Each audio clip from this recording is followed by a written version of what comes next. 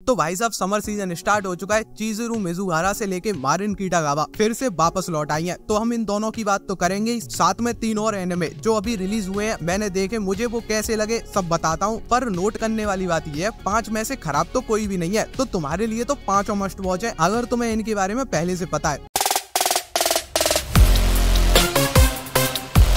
तो सबसे पहले तो उसी की बात कर लेते हैं जिसका मैं सबसे बड़ा फैन हूँ। और हाँ, ये फैन वाली बात बहुत ज्यादा सीरियस लेनी है, ऐसा हल्के में मत लेना। बात हो रही है रेंट अ गर्लफ्रेंड सीजन 4 की, जिसमें चिज़ुरू मिज़ुहारा वापस लौट आई है। देखो, इस सीजन की शुरुआत ही वैसी हुई है जैसे 3 सीजन की हुई है, बस इस बार अपनी स्टोरी इतनी पहुंच गई है कि चिज़ुरू मिज़ुहारा अब उसके सामने ज्यादा छुप छुपा के नहीं रहती है, वो थोड़ा खुलना शुरू कर दिया, क्योंकि उसे पता चल गया है सामने वाला आदमी उससे लव करता है, ट्रू वाला। उसने अपने ट्रू लव के चलते कितने टिश्यू खराब करे हैं, बस ये बात उसे नहीं पता है, बाकी उसे सब पता है।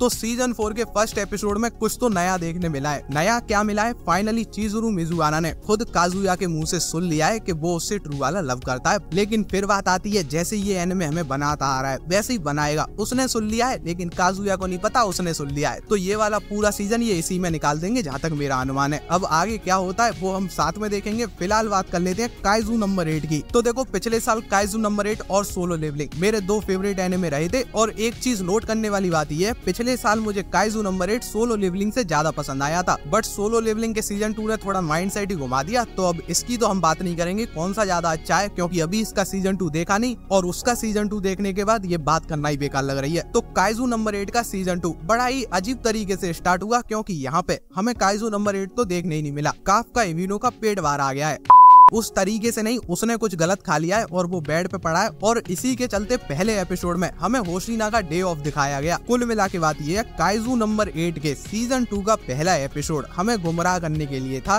बस देख लो, तुम बोर नहीं होगे, पर हम तुम्हें कुछ नया भी नहीं देंगे, क्योंकि पहला सीजन जहाँ खत्म हुआ था उससे आगे दिखाने की जगह हमें स्टोरी पास्ट में लेके दिखा रहे हैं, और फिर कह रहे हैं नया एपिसोड आया है। तो मैं ज्यादा नहीं बोलूंगा, गाली सी निकल रही है, आगे बढ़ते हैं। थर्ड एनिमे है कपल ऑफ ककूस। देखो, कपल ऑफ ककूस की बात करूँ तो हिंदी एनिमे की दुनिया में जो लोग हिंदी डब्ड एनिमे देखते हैं, ये काफी पॉपुलर है, बहुत लोगों को पसंद है। पर मैं अपनी बताऊं तो मुझे ये एनिमे बढ़िया नहीं लगता। मतलब सही लगता है, मैं देख लेता हूं, पर उतना बढ़िया नहीं लगता। हंसी आती है ये बात मानी, पर पता नहीं क्यों मैं रोमांस और हारेम एनिमे देखता हूं, अच्छे भी लगते हैं, पर ये अच्छा नहीं लगता। अब कुछ भी मानो तुम। तो इसका फर्स्ट एपिसोड शुरू हुआ, एक नई कैरेक्टर इंट्रोड्यूस हुई है जो कि नागी उमीनो का पहला प्यार होगा, ये फर्स्ट एपिसोड ने टीज किया है। और यहाँ से एक चीज समझ आ जाती है कि वो लड़की भी अब इन्हीं के साथ इन्हीं के घर में आके रहेगी।